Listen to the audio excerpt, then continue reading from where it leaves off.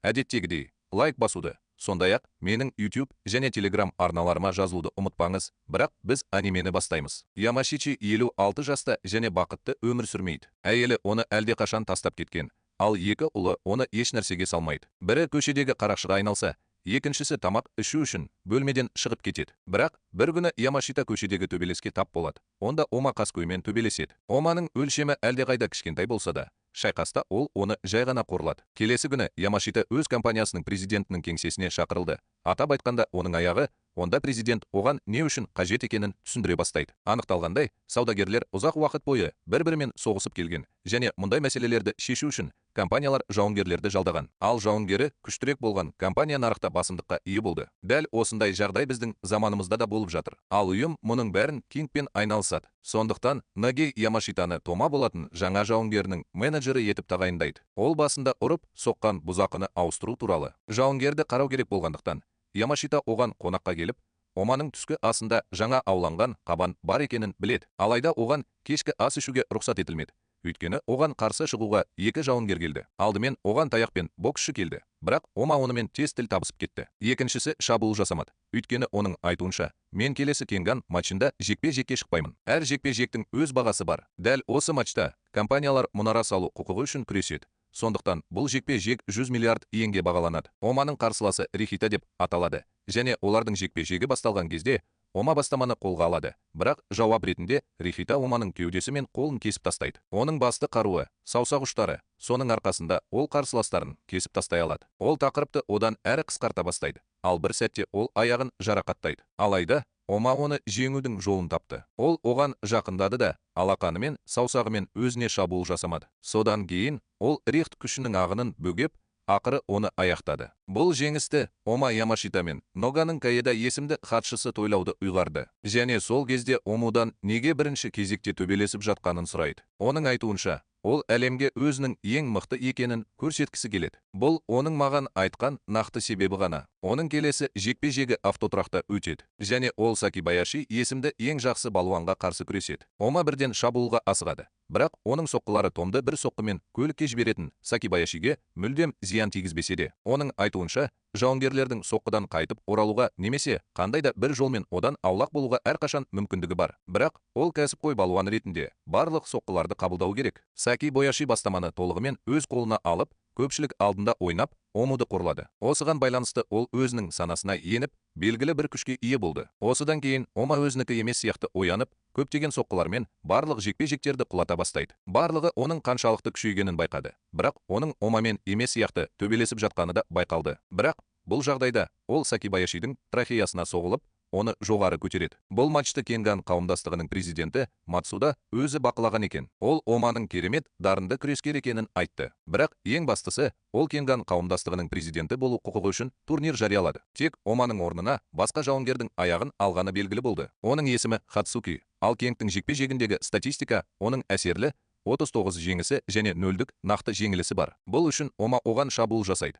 Бірақ Хацуки оның барлық шабуылдарынан еш қиындықсыз жалтарады. Тіпті күш-қуатын қарызға алса да, Ома әлі де Хасумимен күресе алмады. Дегенмен, ол турнирге қатыса алады. Ол үшін оған Кен қауымдастығынан оны аффилирленген күрескер ретінде қабылдайтын адам керек. Сондықтан ол Ли Машитаға Кен қауымдастығына кіру құқығы үшін күресу үшін, Мисисамойға бару үшін 100 миллион қарыз береді. Оманың Сакибаяши жекпе-жегінен әлі толық айықпағанына қарамастан, ол жекпе-жегін бір соққымен аяқтайды. Яғни олар Кен турниріне қатыса алады. Тек осы турнирде міндетті түрде 50 миллиард иен жарнасы бар.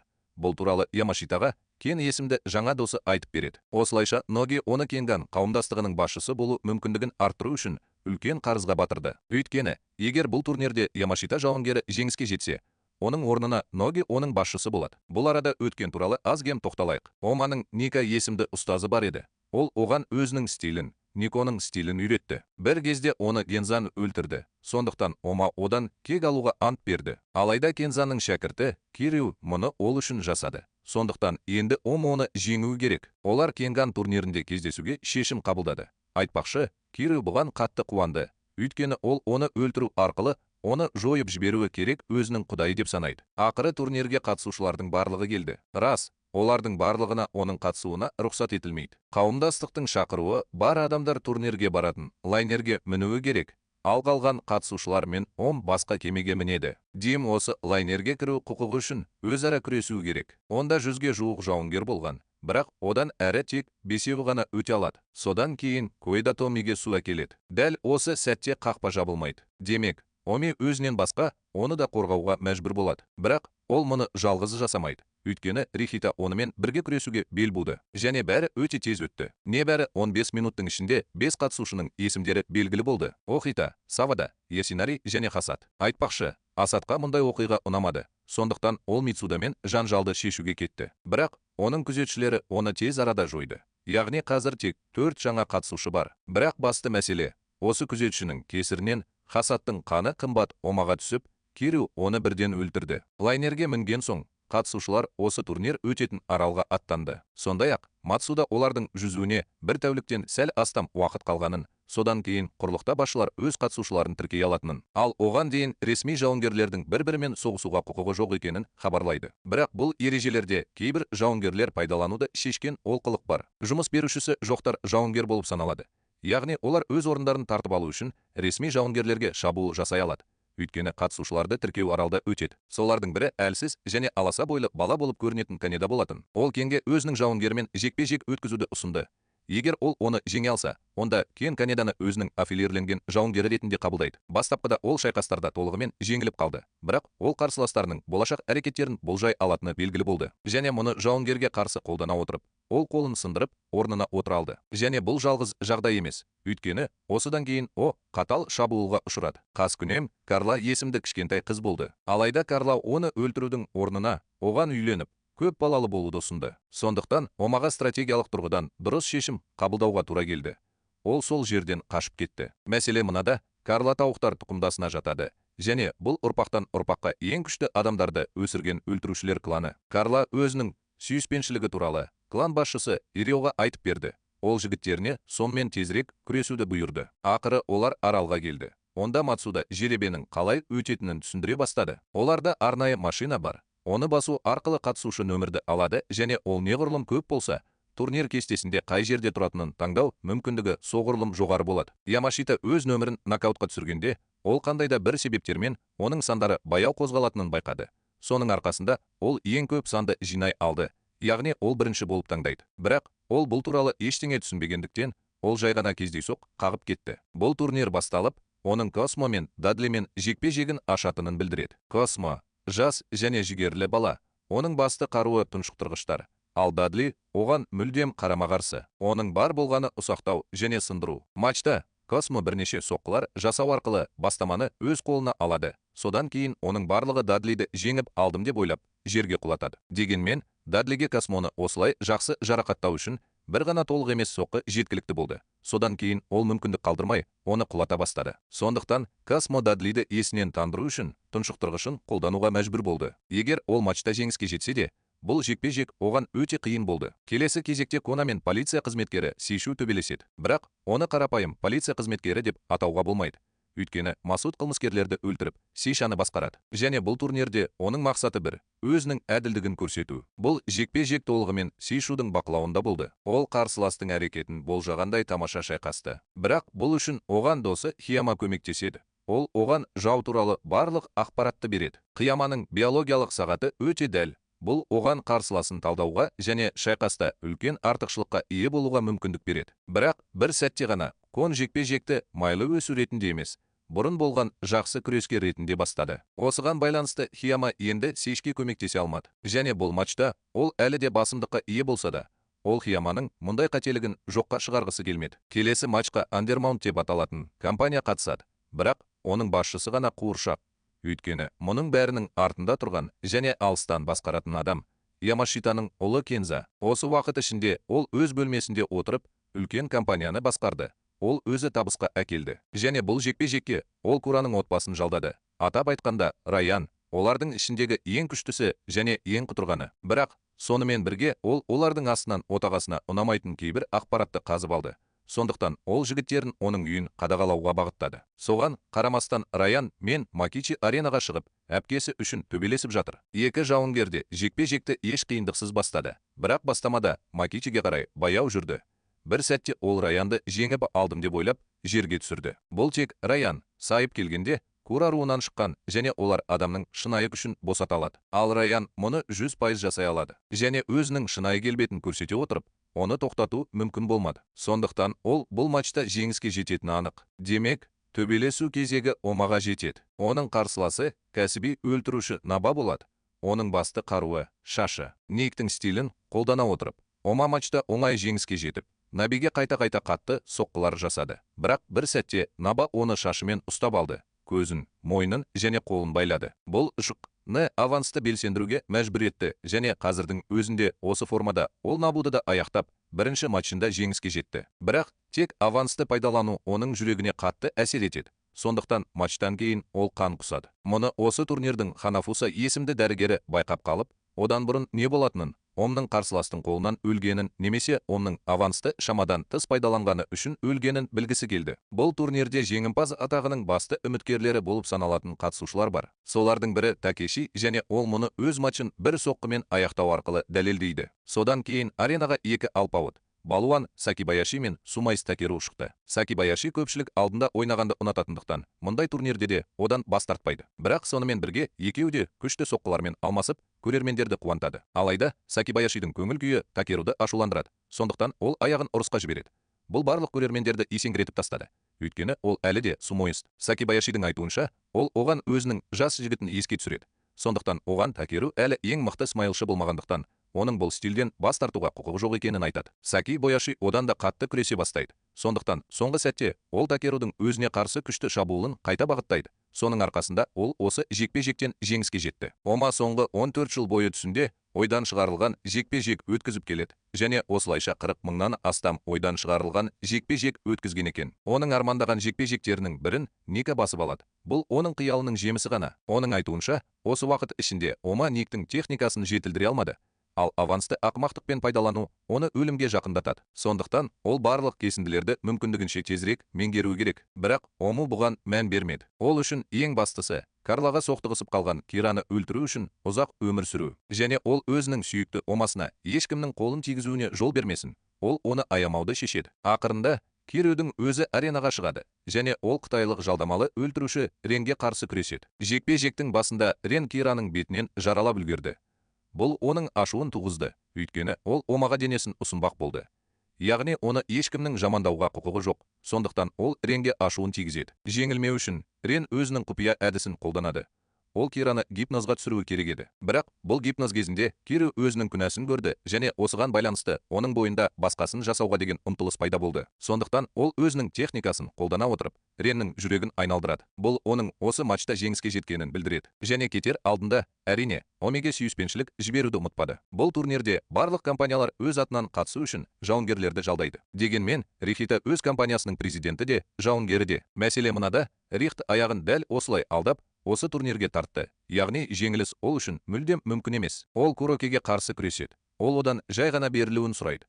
Өйткені әйтпесе ол бұл жерден аман есен кетпейді. Бірақ Рихта күрескер болғандықтан, бұл оған жол берілмейді. Сондықтан ол одан да күшті адаммен күресуді жалғастырады. Бұл бәрібір оның жеңілуіне әкелсін. Содан кейін аренаға тағы бір аяқ күрескері шығады. Бұл жолы оны жеке таныстыратын адам. Оның қарсыласы Каюкиге шақырылады, және ол подтың актер. Яғни Каюкиде кез келген жауынгердің жекпе-жегін бір-ақ рет көргеннен кейін, ол оның барлық қимылдарын көшіре алады. Бұл турнирде ол 24 жауынгердің жекпе-жегін көрді.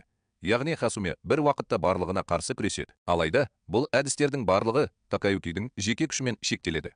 Ол Хасуменің күшінен әлдеқайда төмен болып шығады.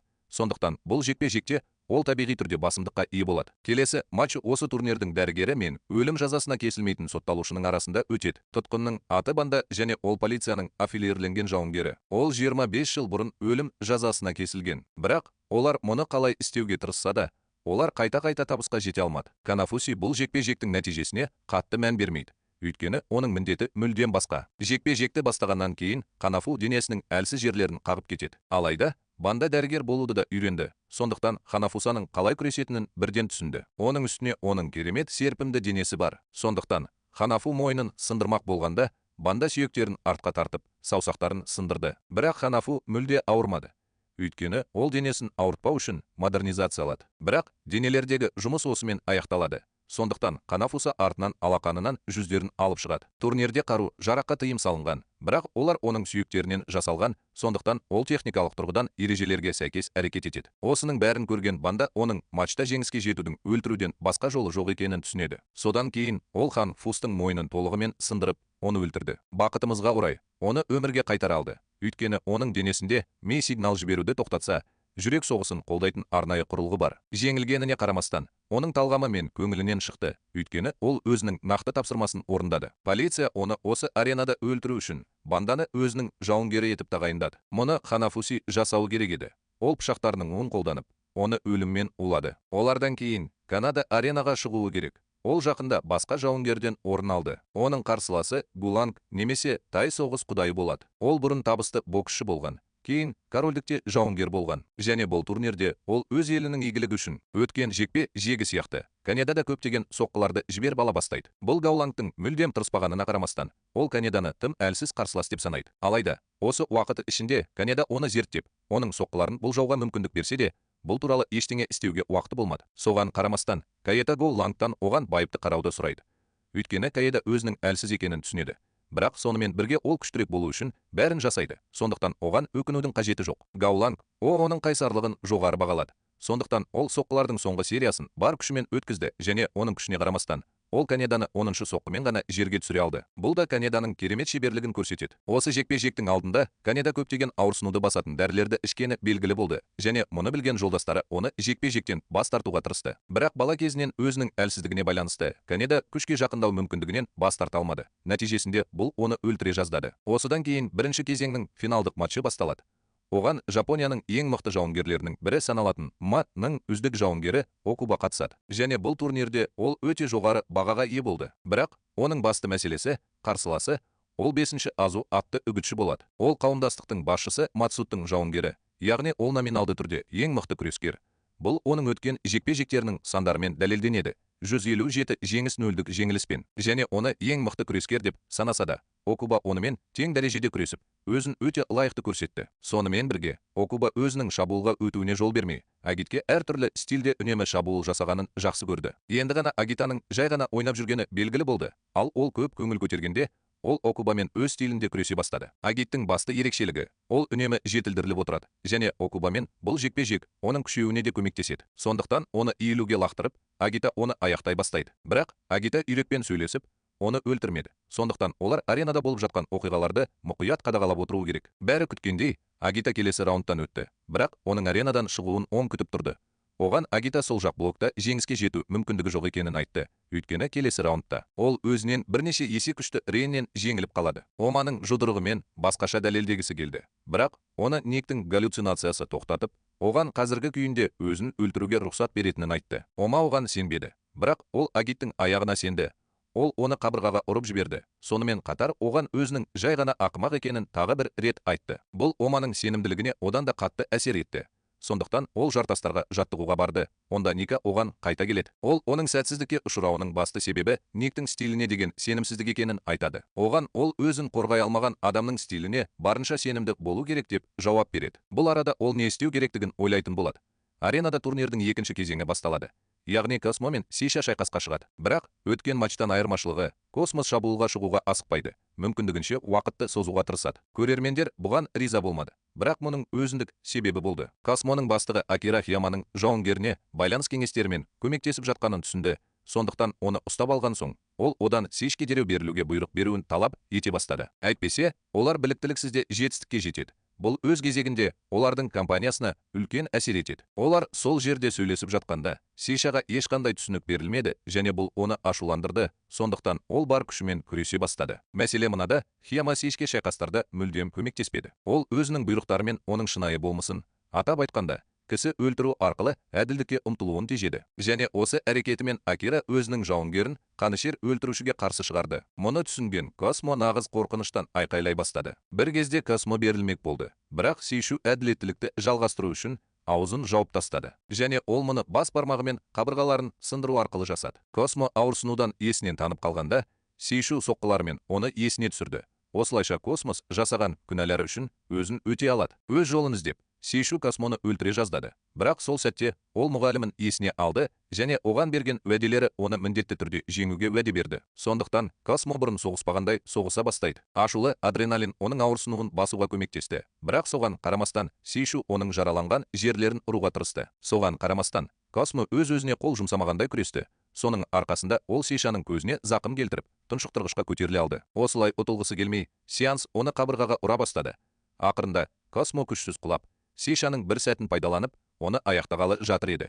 Бірақ сол кезде Космо оны тағы бір тұншықтырғышқа апарды. Сыртқа шықпақ болғанда Сейшоның сынған қабырғаларын өлтірді. Бірақ мұндай тозақ азабына шыдаған Космо әлі де Сейшаны тұншықтырып, келесі кезеңге өте алды. Матчтан кейін Космо оған жекпе-жек үшін алғыс айтты, бірақ сол Сейшаға жауап бермеді. Жеңілгеніне қарамастан, ол өзгерген жоқ. Яғни ол бір сәтте оны жойып жібергенше өзінің қанды әділдігін жалғастыра береді. Келесі матч Ома мен Раян арасында өтеді. Және бұл Машитаны да қатты алаңдатты. Өйткені Оманың қарсыласы, бірақ өте күшті. Анакон айтпақшы, оның барлық мүлкі оған қарсы қойылған. Бұл оның жалғыз проблемасы емес еді. Эрио оған Сомоймен жақындап, Кензаның Андер тауының нақты директор екенін айтты. Және ол оларды осы жекпе-жектерге жалдаған кезде ол Кураның отбасын қорлай алды. Сондықтан бұл матчтың бағасы Кензаның өмірі. Егер Ома осы матчта жеңіліп қалса, онда Ямашитаның ұлы бірден өлтіріледі. Және бұл үшін оның көптеген адамдары оған жақындап үлгерді. Ямашита мен Кензаның қарым-қатынасы қаншалықты нашар болса да,